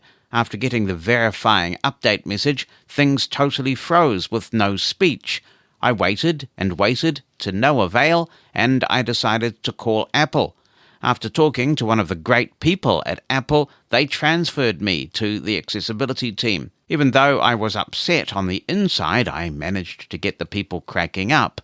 The accessibility people advised me to press the volume up button, followed by the volume down button, and then press the Siri button on the right side of my iPhone 15 Pro Max, and I heard the wonderful speech come up. This is the second update where things went weird. The accessibility folks said that they had no other complaints with people having similar problems updating. I figured that I would send you the story to see if others had my kind of issues during updating software. Knowing that my unit was at 51%, I plugged the unit in before updating, thinking that I would avoid the problem that I mentioned last time. I'm looking forward to receiving my new Zoom H6 Essential digital recorder. Well, you've gone for the top one, Stan. Good for you. It should be in my hot little hands really soon, says Stan. I've not heard of anyone else having these problems, Stan, and I do wonder what's on the screen, if anything, when the phone gets into the state and it's not talking for you. I mean, is it sitting there at the password screen and you're just not getting voiceover speech? Is there some message coming up that somehow voiceover isn't speaking that would be helpful to know about? That could be most informative in terms of trying to track this down, but failing something obvious. And it's a very drastic thing to do, but it may be best for you to reset your phone and start again and install your apps and do all that sort of thing, because it's better than having this happen to you every single time. You do go into that limbo land when your phone starts to update and you think, how long is it going to take? And I'm sure it must be a really sinking feeling when your phone just doesn't come back. I said it was a big week for tech, and I'm not wrong, I tell you, because I want to move on to the JAWS 2024 update that Freedom Scientific has recently posted. This is a big one because it makes ChatGPT and Google's Gemini AI available for PictureSmart without the end user having to go through a lot of technical hoops. NVDA has been doing this for a while with a couple of add-ons, and they're great. But one of the things I've learned well and truly in my last 25 years of doing these sorts of things, like living blindfully and also working in the assistive technology industry for some time, is that what frustrates people about assistive technology is that they understand the promise of it, but sometimes getting to where they want to be is just too much hassle and too geeky. And for many people, having to install API keys so they can recognize images on their computer is just too much. They might be able to get some assistance to do it if it's beyond their comprehension, but JAWS has cracked this by simply making it available with a bunch of key presses. And for a lot of people who've missed out on the whole AI craze through Be My AI and Envision and similar apps because they're not smartphone users, this puts this technology in their hands for the first time, and I think it's going to be quite a significant thing. I've used this in an interesting case. So I've scanned lots of photos that I have on my hard drive of my kids growing up. Thankfully, I have an awful lot of audio of my kids growing up, which is far more meaningful to me. But I have looked back at the photos, and it's really great to have them. Actually, particularly of my dad, who died 7 years ago, and I have some pictures of him with the children and things, and that's precious. So I've enjoyed doing that. But one thing I've also realized is that this could be a happy answer, at least for online meetings, to this debate that we were having a while ago on visual descriptions in meetings. You remember we had quite the conversation about this for a while. This is where some people really liked the idea of having people describe themselves, what they look like, what they're wearing, because it's information they felt deprived of. Other people felt it made them as a blind person uncomfortable because, especially if they were the only blind person on the call, it felt like people were going to a lot of trouble for them and they felt like they were doing the right thing and everything, when actually the blind person just wanted to get on with the meeting and felt a little bit uncomfortable about being made a fuss of in that way. So I've used this Picture Smart to take a picture of the window that I'm in when I'm on a Zoom call and a Teams call, and it gives me some pretty good visual descriptions. So now I have access to this information without holding up the meeting, and I think that's great. There's another work-related use case that I've been using Picture Smart for, and it's a bit controversial potentially, so I think I need to explain myself. When Freedom Scientific introduced the ability to perform optical character recognition on inaccessible PDF files, there were some people who were concerned about this. They said Freedom Scientific was letting content creators off the hook, and if a blind person needs to read a PDF file, it should be universally accessible, in the same way that we expect web pages to be universally accessible. And I agree with all of that. I'm a strong advocate for universal design. Every time a document is out there in the wild, whether that document be a web page or a PDF file that is inaccessible to some of us, it should be unacceptable to all of us. That's a fundamental principle of universal design. But we're not going to change the world overnight, and right now some of us have work to do. Some of us need to get at that PDF file. So this takes me back to the use to which I'm putting Picture Smart that could be controversial. If you're attending an online meeting and somebody's giving a presentation and they know that you're blind, perhaps you've requested the PowerPoint presentation from them, or maybe the meeting is being run by somebody who you deal with regularly and they know that you're a blind person, they should make sure that the slides are accessible to you. One way is to send them in advance. Another way is to use the feature that's built into Microsoft Teams. And a third way, of course, is to use Scribe for Meetings from Numa Solutions. But again, we've got work to do, and we don't live in a perfect world, so we should strive to make the world more perfect while also being pragmatic about what we've got to do now. And I've had good luck running Picture Smart on a screen where there's a slide. I've asked Picture Smart to tell me about that slide, and it seems to be doing a reasonable thing. Of course, you can't tell when it's hallucinating. That's the thing about all this AI stuff. It might be getting it wrong, but based on the context, when somebody's been speaking to the presentations where I've done this, it does seem to work very well. So I read the description that's coming from Picture Smart on my Braille display while I'm listening to the presentation. Also, just the user interface of this being so easily able to take a look at images on social media or on a website, wherever they might appear, actually where you're browsing for a product and you see an image of a product and you might want it described to you. All sorts of really cool use cases, and it's just integrated right here into JAWS. At the moment, it is an experimental development, though, and that means that you will have to enable this feature through JAWS's early adopter program, and I want to show you how to do that So I'm going to go to the JAWS window on my computer.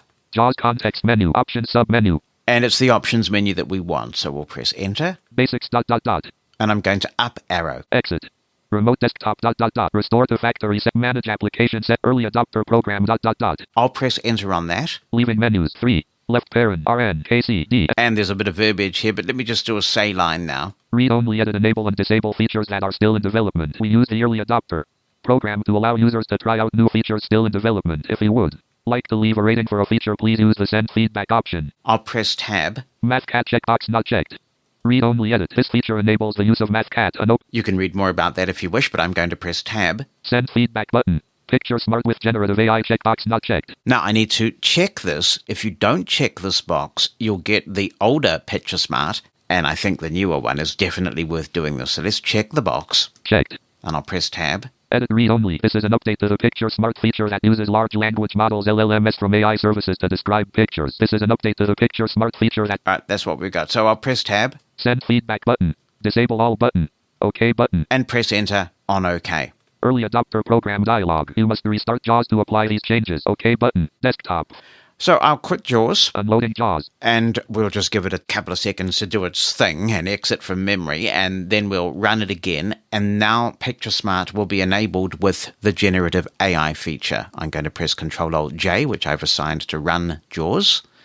JAWS. And you may or may not have used Picture Smart in JAWS before, but there are a couple of new commands. Let's have a look at how we get into Picture Smart. All you have to do is press the JAWS key with the spacebar. So that could be your insert key, it might be caps lock. Of course, you can use both if you've got laptop layout enabled. And now I'll press P for Picture Smart. Picture Smart.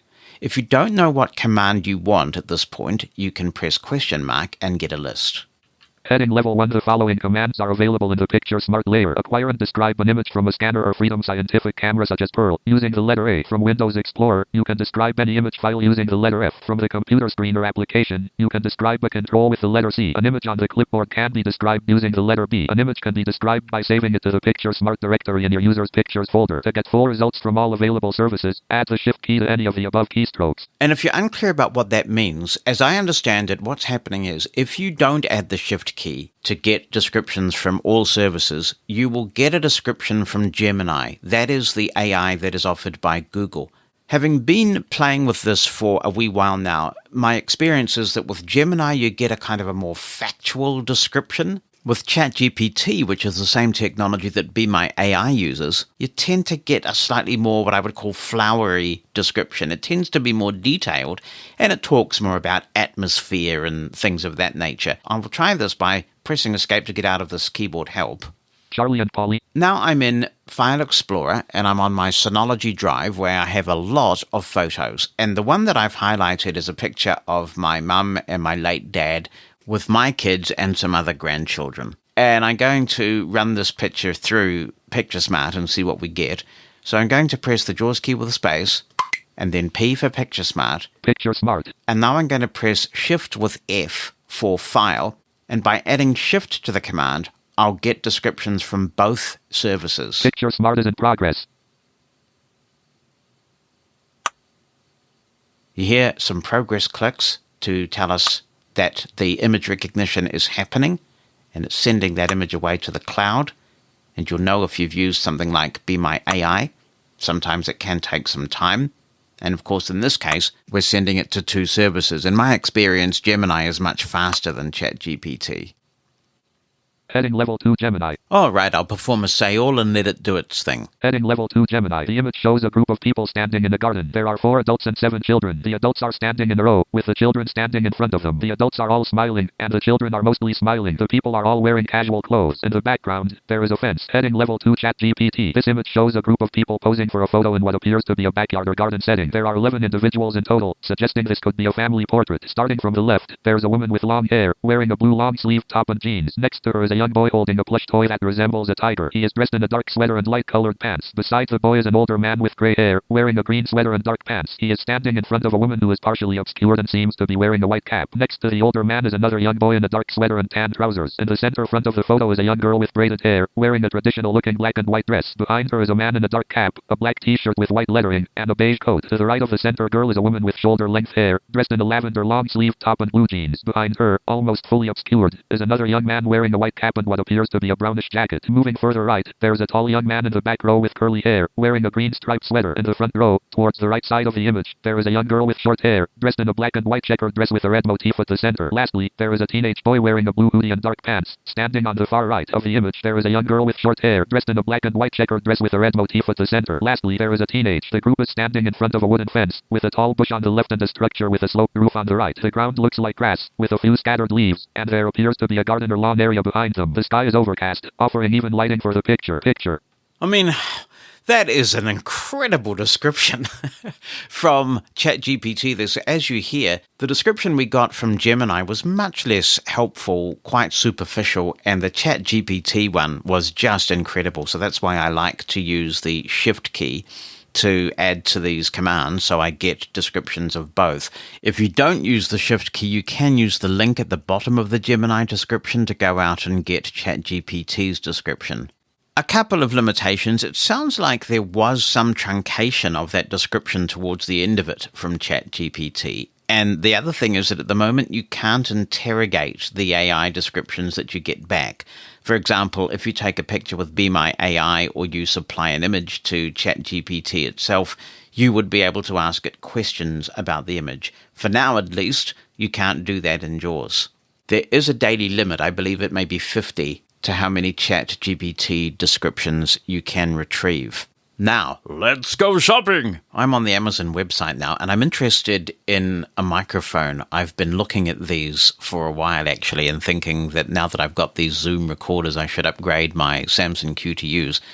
Now I've got highlighted here a graphic. Sennheiser MD46 cardioid interview microphone, black graphic. That is the mic I'm interested in, and I'd like a description of it. So I'm going to press the JAWS key with space, and this time I'll do P for Picture Smart. Picture Smart. And C for Control. I won't use Shift because I'll show you what you can do if you do this. So I'll just press C for Control. Picture Smart is in progress. Sennheiser MD46 cardioid interview microphone, black graphic. Now, for whatever reason, that's kept me in Microsoft Edge, but I can Alt-Tab. Picture Smart results. That should be it. The images of a black... There we go. And now let's have a look at what we've got. The images of a black Sennheiser MD445 cardioid dynamic microphone. Link more results. So that's not very helpful. I mean, it doesn't describe at all what the microphone's like. Blank. Link more results. So let's choose more results, and that'll cause a query to go out to ChatGPT. Amazon.com. Sennheiser MD46 cardioid interview microphone. Black musical instruments. Microsoft Edge data. Amazon.com. Sennheiser MD46 cardioid. We can hear the click. Link Shure SM7. And I think I need to Alt-Tab again, Heading level 2 Gemini. No, I don't.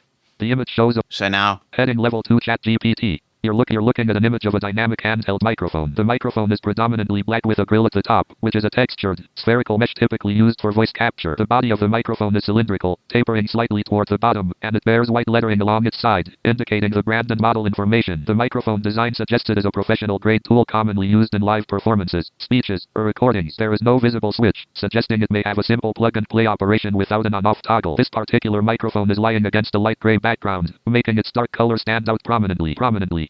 Wow. Okay. So I now have a better image in my head of what that microphone is like. The Sennheiser MD46 microphone. I think it got the number wrong, but there's probably some sort of regional variation there. And it's a nice interview mic if you want a highly directional microphone for interviewing with a cardioid pattern. So that is a brief overview of how Picture Smart works. I just find the convenience of having this in JAWS means that I'm using it a lot when I'm shopping, when I'm doing other things. It is a very cool addition indeed to JAWS 2024. And all you have to do to enable it is to just turn it on in the early adopter program from the options menu of JAWS. If you're a member of Living Blindfully Plus, thanks for helping to keep the podcast viable. If you haven't yet subscribed, why not do it today? Get access to episodes 3 full days ahead of their release to the public, You'll get advance notice of some of our interviews so you can have a say in what we ask. And you'll help keep the podcast viable by helping to fund the team to do their work. Our guarantee to you is that everyone who works on the podcast is blind or low vision, so we're keeping it in the community. Find out more. Visit livingblindfully.com/plus. That's livingblindfully.com/plus. Pay what you can. It all helps. Thanks for your support of Living Blindfully Plus. Hello, Jonathan. This is Howard Goldstein in Connecticut. Just a few comments on the Deane Blazie interview. I really enjoyed hearing the stories about the old days. I was getting started with technology in the late 1970s, and so I remember a lot of the stuff he was talking about, and those were really fun times. I also wanted to talk about the VersaBraille. You mentioned that you thought that the chord structure on the VersaBraille was the same as what was on the Braille and Speak, but that's not true. The VersaBraille's chord structure was completely different. I think VersaBraille may have been the first device where they used the term chord to talk about pressing a Braille key along with a space bar. But the structure itself was quite different. Moving the cursor, for example, was .2 to move it left and .1 to move it right.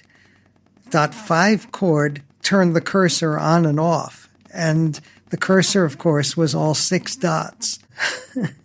It was different. And when I finally did get a Braille light, I had to relearn all the chords, and it took a lot of getting used to. But for what the VersaBraille did, those chords, those strange chords, actually made sense. For what it did a really good job. And I agree that the VersaBraille 2 was never anything that I really wanted anything to do with. I didn't like the keyboard, and I didn't like that big, heavy metal case. But the original VersaBraille was a wonderful machine. Lovely to hear from you, Howard. Thank you so much for getting in touch. And obviously my recollection is faulty then, so I certainly bow to your superior knowledge, because I was pretty young when I was using the VersaBraille, and it was a long time ago. So that is interesting that the chord structure that became so common to note takers actually did start with Blazie, while we give TSI and the VersaBraille the credit for coming up with the concept of chording in the first place. John Reel writes, "Hi Jonathan, I just finished listening to episode 268 and your extensive interview with Deane Blazie. I found the historic reminiscences part of the interview interesting. And while I certainly applaud Deane's pioneering work in providing incredible, useful technology, the Braille and Speak was technology that was amazingly useful and ahead of its time. Unfortunately, in my opinion, Deane is behind in his thinking. I could do a heck of a lot more with my iPhone or iPad and my Bluetooth keyboard than the BT Speak, although my setup is less portable. So I won't be shelling out $1,000 for the product." Thanks very much for your thoughts, John. I use Braille screen input on my iPhone a lot, and I do sit and write quite lengthy documents using Braille screen input on my phone. So that is very portable, and it's always with me. I'm not going to leave my phone behind at any time. And then you get into the whole area of synchronizing data. So if you keep information on one device and that device doesn't sync seamlessly with the other device you have, and with iCloud in particular, then you start to scrounge around wondering, where did I put this particular piece of information? So that would slow you down. So I'm not really interested in a speech product. I might look at it seriously if there was a new Braille Lite type device, because it would be small.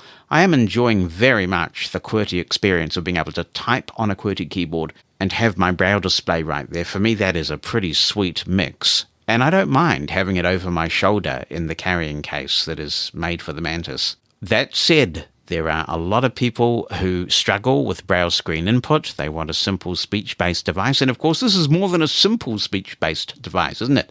Once you start getting into Linux, there are all sorts of interesting things that one might do. So I will be very interested in hearing from people when they get this device in their hands and we hear what real-world users think of it and how many people take it up.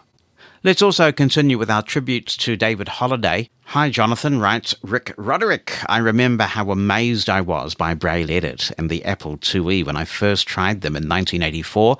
I loved being able to actually write and know what I was writing. I was a rehab counsellor at the time and didn't get into assistive technology until the end of 1988. Keith Creasy taught me the basics of hot dots, the bridge between Braille Edit/Bex and Megadots. One of the things hot dots could do was to turn WordStar files from that code to text files. I got a document to transcribe from WordStar. I could figure it out, but when I figured that a global file could do this in seconds, my job was made much easier. The real wonder for me was Megadots. Duxbury is more versatile, but in the vast majority of cases, Megadots was easier to use and gave me all the versatility I needed. Some of it was absorbed into Duxbury, but not all of it. I had to give up because later versions of Windows couldn't handle it. I talked to Karen and David many times on the phone when I had questions, especially during the early days. Like you, I read the Raised Dot computing newsletter as soon as it came out. I loved the introduction of non-existent products every April 1st. One of my favorites was Transcribux, an app for producing counterfeit money. The National Federation of the Blind says it changes what it means to be blind. As you said, David had an ability to push the limits further than most people thought they could be pushed. By the way, I got a Victor Reader Stream 3 for Christmas. I love it and am considering writing a review and submitting it to you. I mostly love it, but no device is perfect. I use it for NLS Bard books. On the NLS site, on Bard Mobile and Express, magazines are displayed from the latest to the earliest. On humanware devices, including the Brailliant, the NLS e-reader and the VR3, all magazines ever produced are displayed with the latest issue of each going first. I find this tedious. I wonder, Rick, if you're saying that on these devices it's the oldest magazine that appears first, which I can certainly appreciate would be tedious. But thank you for writing in, and I look forward to your further thoughts.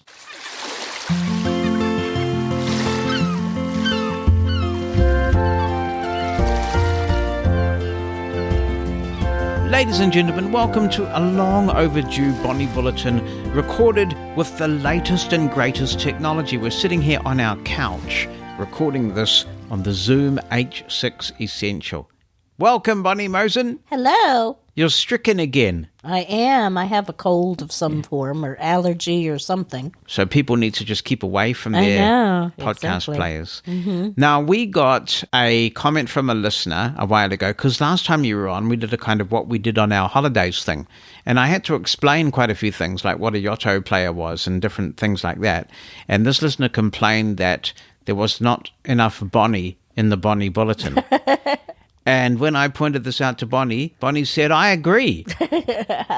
So I'm going to try and shut up. Back off the mic. Yeah, well, I'll you ask the question and I answer it. Well, maybe. But the thing is that sometimes it's good for us to talk about some common experiences. Oh, exactly. That is true. That is true. I mean, there have been quite a few common experiences. Let's lead with the big story. And this is definitely your story. So off you go. Well, I start a new job on Monday, March 11th, which I'm super excited about. I decided I had been working for Blind Low Vision New Zealand, which is our blindness rehabilitation provider, sole provider, one-stop shop here in New Zealand, and I've been with them for the past 4.5 years. And have had 2 roles there. I've worked as a vision rehabilitation counselor and also as a work-ready advisor. And I've been kind of not particularly satisfied with my job for a long time. But when you're in a position, sometimes it's hard to give it up. You know, you just feel sort of secure, and there's the unknown and not being able to really find anything that suits you. So I just sort of stuck with it. And at some points you start to think about, what do you want to do with the rest of your life? You know, is this really what you want to do for the next 30 years? And would you be working there when you're 80? Yeah, 85. Yeah. So just thinking about that, and is this really what I want to do? And it wasn't what I wanted to do at all. But not a lot out there. Looking at what was out there, not really seeing a whole lot of things. So I decided that I just couldn't do it anymore. It was just causing a lot of stress for me personally, and just didn't want to do it anymore. And just seeing sadly how far behind on some levels blindness services are here in New Zealand as compared to the rest of the world. And not a lot is really being done about it. And I'm only one person. So I decided that it was time to go. And the plan was to write full-time, to really build up my communications portfolio, to actually work on, actually getting some things published. But we all know what happens when you make plans, the universe. Life is what happens when you're busy making other plans. And before I left my position, a coworker had sent me a job, and that was here in Wellington. And I thought, okay, I'll apply.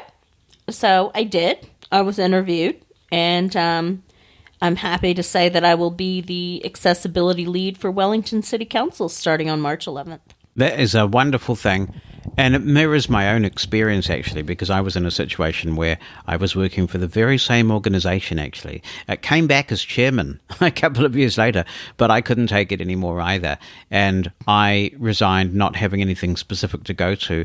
And within hours, I was offered the ACB radio gig. And I think sometimes when you do the right thing, you just have to trust that things will work out. Because as you say, life's too short to be unhappy. I remember that awful Sunday night feeling where, Monday's coming and you dread it. And that is no way to live. It's not. And I had some wonderful coworkers, particularly in the Wellington office. We had a great team of people, and it was hard to leave them.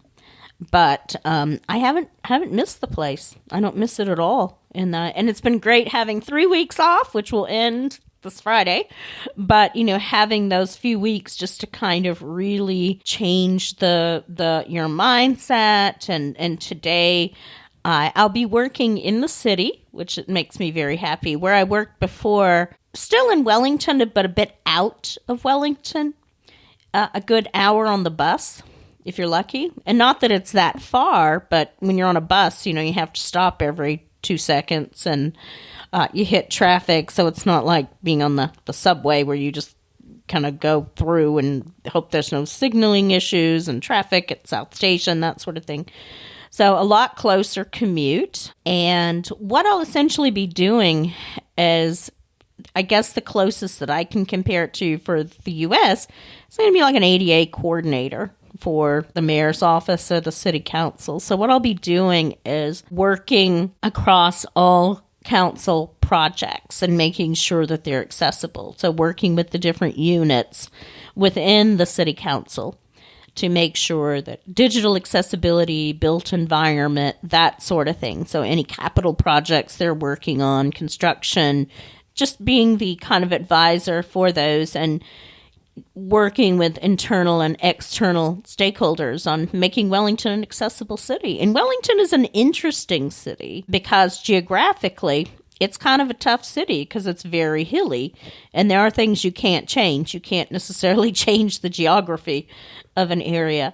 So it does have some kind of unique challenges. So it will be a lot of fun working with. Where I'm working, to get there, you have to go up to get onto the terrace. It runs parallel to what we call our Golden Mile, which is Lambton Quay, but you have to go up to get there. And a lot of them you can go up through some of the buildings. They have lifts that'll take you up on the terrace.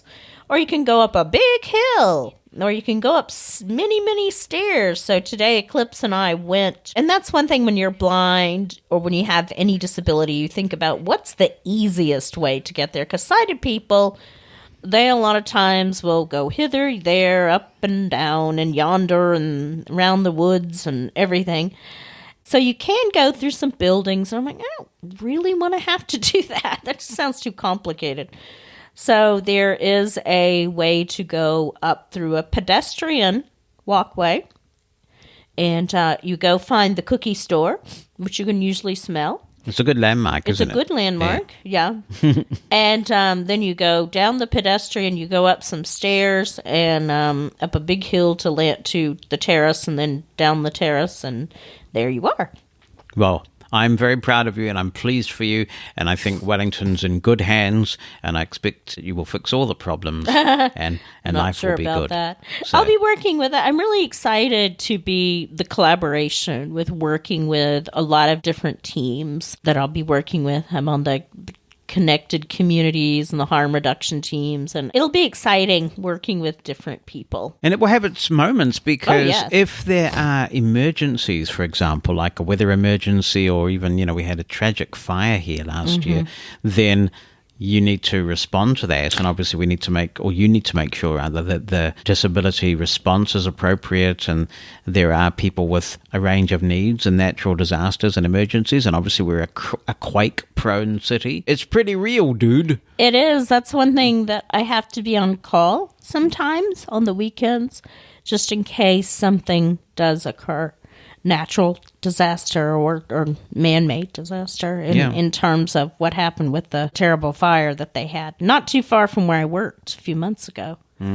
But I'm looking forward to it. It's going from an office of about 15 people to a building of about 2,500. I'm excited to be back in the midst of being in the city and being in a high rise again. They've been wonderful in terms of accommodations and finding out what I need. And I have to laugh because I worked for government before, and it seems like everywhere I go now, I'm hearing people complaining about the Wellington City Council. So it's kind of like, get used to it again. Yeah, you notice it, don't you? You notice it now, yeah. So. Yeah. Oh, well, this is great news. I'm really thrilled. And we've also been doing some exciting things like the big Mosen Towers clean out, which has been long overdue, and we've filled this massive skip. Do they call them skips in the States? I think dumpsters, probably. Dumpsters. Yeah, we got a big one. And Heidi and Henry and Richard and Nadia were helping us, and so we had a lot of people down. And the next morning, because it didn't take us very long to fill the skip, we decided that we would ask Heidi if she wouldn't mind just helping us to braille label a few things. And we've got this old Dymo labeler that's probably seen better days. And it's a painstaking process, you twist the thing. And Heidi was getting annoyed because the Dymo labeler was so, what's the word I'm looking for? Sluggish. Fiddly. Fiddly, hard. Unreliable. So I said to Heidi, well, we'll look up what's available and get something new. And she found this device. We'd both heard about it, hadn't we? When it came out, this braille labeler device that has a Perkins-style keyboard, and it has a USB port so you can plug a QWERTY keyboard into it. And if you do that, then the labels it generates are grade 1. But you can braille and contracted braille on the little Perkins keyboard, and you press enter and it prints it out, and it's ready to rip off. And it's quite an expensive device. I think it's like $1,000 or something. But for us, for a two-blind family, it seems like a really sensible thing to do, and I'm sure we get a lot of use out of it. So we ordered this parcel, but they won't ship to New Zealand. I'm going to contact them and see if they might, but they wouldn't ship here. So we use this parcel forwarding service that we use a lot called UShop. And how it works, they give you a US forwarding address, and when you go to check out to a place that won't ship directly to New Zealand, you just give your US address, and this one is in Oregon, and they ship it to this freight forwarding warehouse thing, and then they intercept it and they contact you and they charge you a massive amount for shipping, and you have to pay the import tax, the goods and services tax, and that sort of stuff. And anyway, I had some other stuff coming from UShop, and I thought, where's the labeler? Because it was showing no sign of having left that warehouse after I paid all the clearance fees. And then last Friday, I got an email to say it had been stolen from the warehouse. So it's quite That person's going to be surprised. Yeah, they're going to open it up and find a braille labeler. So it's been stolen, not recovered, and now they're refunding us. But that was just really extraordinary. I haven't had anything like that happen before. No, I haven't either. Should we get it again? Well, hopefully if we can actually get it here. Yeah. I did know someone that had braille books stolen off their porch once. They had a box on their porch and person stole it, and it turned out it was Braille Cooking magazine from the National Library. And did they get the gilts and return it? Yes, I guess it wasn't anything good. And they probably felt bad about robbing someone blind. Maybe. And we had a lovely 21st party, didn't we? Yeah, we did. Nicola had her 21st birthday party last Saturday, so that was nice. That's our youngest. So no more 21st birthdays. No more. They're all grown up now. And I have my big project. And since this is the Bonnie Bulletin and I'm going to get pinged if I say too much, you can talk about the project if you like. Yeah, he does a montage for each of the kids, just collecting different audio segments that they've done over the years, things they've said. And so he did one for Nicola. It was very good. Took about 12 hours to complete for 4 minutes of audio.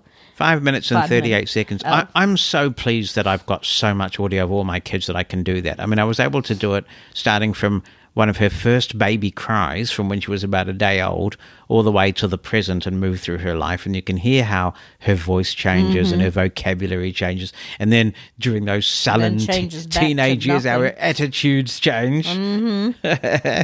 So it was very good, and you put it to the Taylor Swift Never Grow Up. Song, by Taylor Swift. Nicola's a big Taylor Swift fan, so it was very nice. So he did a speech, and her mother did a speech, and her stepfather did a speech, and her brother. There's a lot of speechifying. One of her brothers did a speech, and her boyfriend did a speech, and yeah. He's a good lad, her boyfriend, isn't he? He speaks very well. He did. Yes. But she didn't open it up to the floor. No, probably just as well. So it was a lovely night, and it's always a big milestone when they turn 21. Yeah. And of course, I've been a little bit. I mean, the day job is very, very busy as always, and then I've had these Zoom Essential recorders arrive. What do you think of the Zoom Essential recorders? They're cute. Yeah. They're very little. This one's bigger. Have you felt the one that's just on the side here? This is the H6 Essential. So we're just sitting here on the couch. See, this is a bigger one. Yep.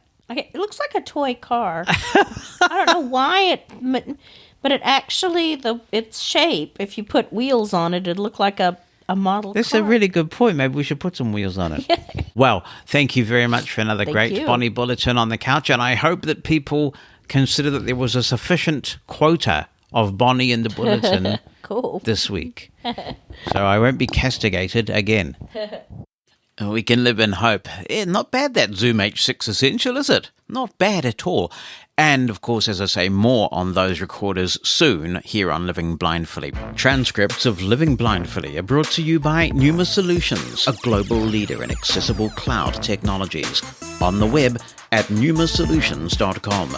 That's PNEUMA Solutions.com. Right now, it's time that I went. Thank you very much for listening to this episode. And remember that when you're out there with your guide dog, you've harnessed success. And with your cane, you're able. If you've enjoyed this episode of Living Blindfully, please tell your friends and give us a 5-star review. That helps a lot. If you'd like to submit a comment for possible inclusion in future episodes, be in touch via email.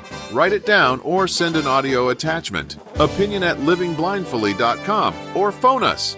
The number in the United States is 86460-MOSEN. That's 864-606-6736.